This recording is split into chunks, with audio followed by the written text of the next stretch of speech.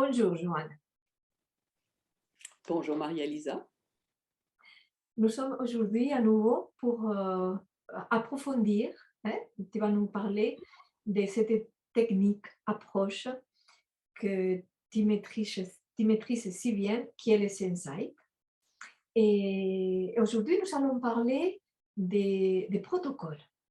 Bien souvent, des personnes qui connaissent le Sensei pensent que c'est surtout des protocoles qu'on lit, qu'on s'est fait. Et est-ce que c'est vraiment ça, le Sensei? Qu'est-ce que tu peux nous dire par rapport à ça? Bon, ben, c'est une bonne question parce que effectivement, c'est souvent comme ça que on découvre le Zensight en découvrant sur Internet un protocole de soins. Et c'est souvent waouh, ça vraiment ça fait écho. Alors, il y a deux approches du Zensight, une approche par visualisation et une approche par verbalisation. Mais c'est vrai que souvent, on connaît l'approche par verbalisation en priorité, mais si on reste dans ces affirmations, dans ces déclarations guérissantes qui constituent un protocole, on risque d'avoir une approche un peu réductrice du Zensight, parce que bien sûr, ce n'est pas que ça. Mais c'est quand même important de pouvoir avoir ce déroulé. Parce qu'un protocole, c'est un ensemble de points à prendre en compte pour faire le tour d'une problématique, traiter une situation. C'est les grandes lignes qu'on va aborder et le protocole prend ça prend ça en compte, comme je le disais, et il va y avoir aussi bien les manifestations du problème, les causes et les origines, les résistances à se défaire d'une problématique, les croyances qui me pilotent et qui font que eh bien, je vis cette situation, les croyances et les programmes, bien sûr. Alors là, ça devient encore plus inconscient. Il peut y avoir aussi la série des événements ou traumatismes de vie qui contribuent à ce problème. On peut également y faire entrer les mémoires transgénérationnelles.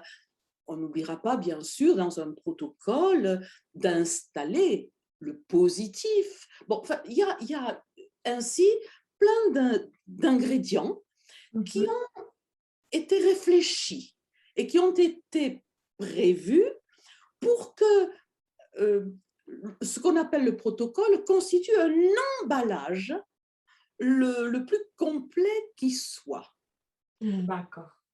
Alors, Donc, si j'ai bien compris, ce que tu proposes dans tes formations, c'est donner aux personnes qui viennent la capacité de se construire eux-mêmes les protocoles en tenant compte de tous ces ingrédients, en voilà, donnant les structures. C'est ça l'essentiel de tes formations, ou c'est une bonne partie, hein, c'est ouais, ça? c'est l'essentiel, oui. Et pour cela, il faut d'abord comprendre ces ingrédients qui constituent le Zensight.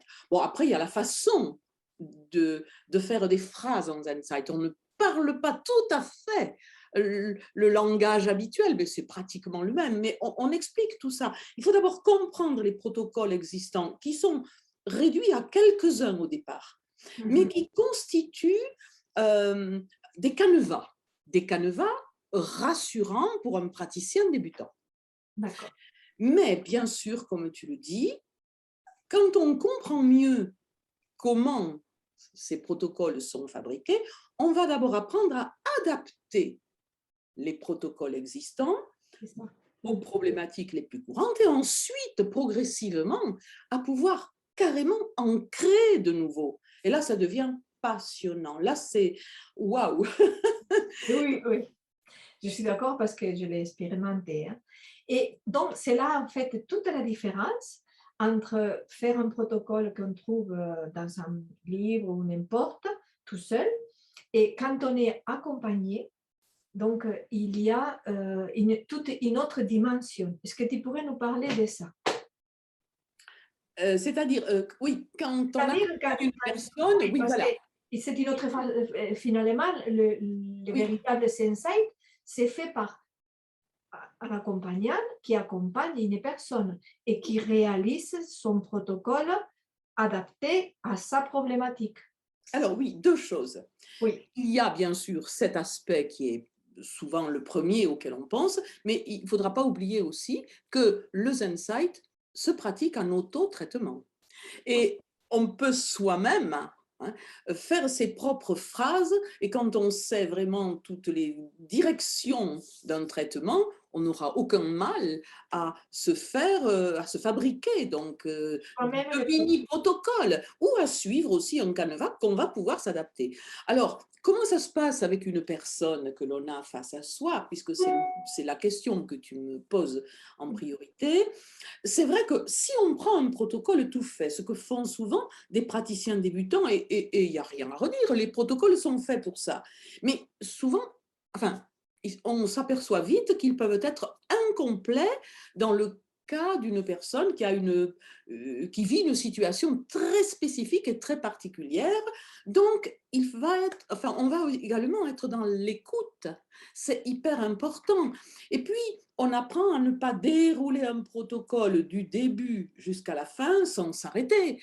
On va faire quelques haltes les plus fréquentes possibles pour voir en face ce qui se passe, ce qui remonte, hein. Mmh. Et il va y avoir des moments où la personne va exprimer des peurs, des besoins. Mmh. On peut repérer ce qui réagit chez elle. Et à ce moment-là, c'est l'invitation à affiner un protocole pour en faire un protocole plus adapté. Mmh. Mais voilà, on reste quand même très général aussi en Oui. insight, hein. Voilà, on pourra, si tu veux, une autre fois, parce que ça nous amènerait loin là, Mmh. mais voir peut-être euh, comment on aborde, comment on fabrique les phrases. Enfin, j'en sais rien, mais tout ça, Oui. c'est expliqué sur mon site aussi. Et j'ai un PDF qui le décrit. Il y a 3 pages de PDF qui montrent comment on peut fabriquer des phrases et comment tout ce qui rentre dans un protocole. Mais c'est vrai que avec une personne, on est avec elle. Et on n'est pas en train de dérouler un protocole figé. C'est pas lettre morte. Il faut habiter le protocole. Mmh. Et ce protocole est à chaque instant porteur d'un cheminement qui invite la personne à avancer, à lâcher. Mais tu le D'accord. sais, puisque tu en as vécu Ah oui. quelques-uns. C'est ça. Mhm. Donc, est-ce qu'il y aurait, quelque chose de plus à préciser concernant cet aspect qui est les protocoles et comment s'en servir? Oui, Il y a envie je de pensais que oui. parfois on peut imaginer qu'il y a, que le protocole, il y a un ordre à suivre.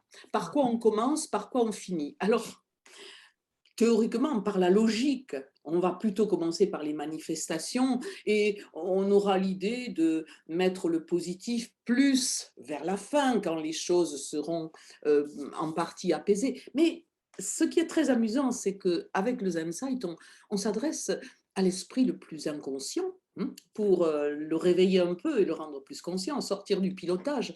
mmh. Et il faut prendre en compte une chose, c'est que l'inconscient ne hiérarchise pas les choses de manière chronologique.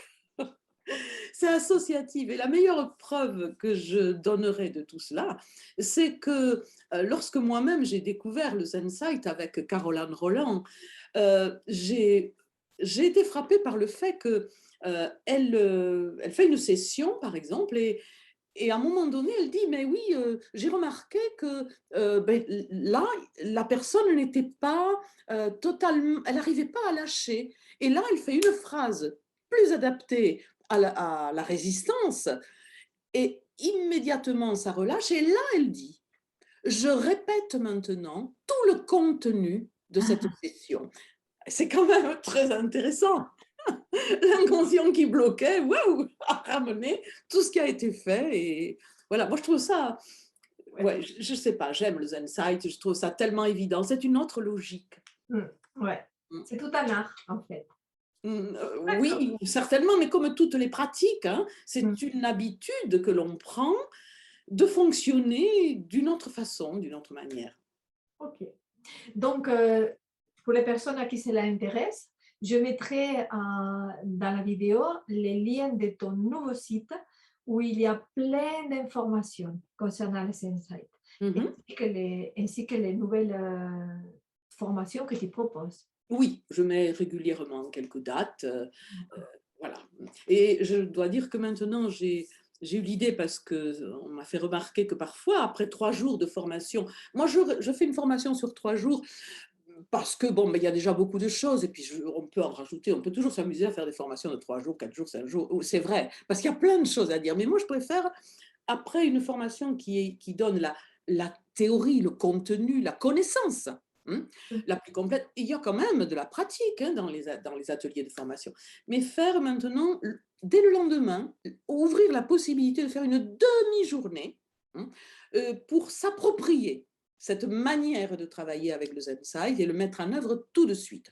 Et après, il y a des journées pour la pratique, en formation continue. Si l'on veut, c'est toujours une possibilité avec moi et jamais une obligation. D'accord.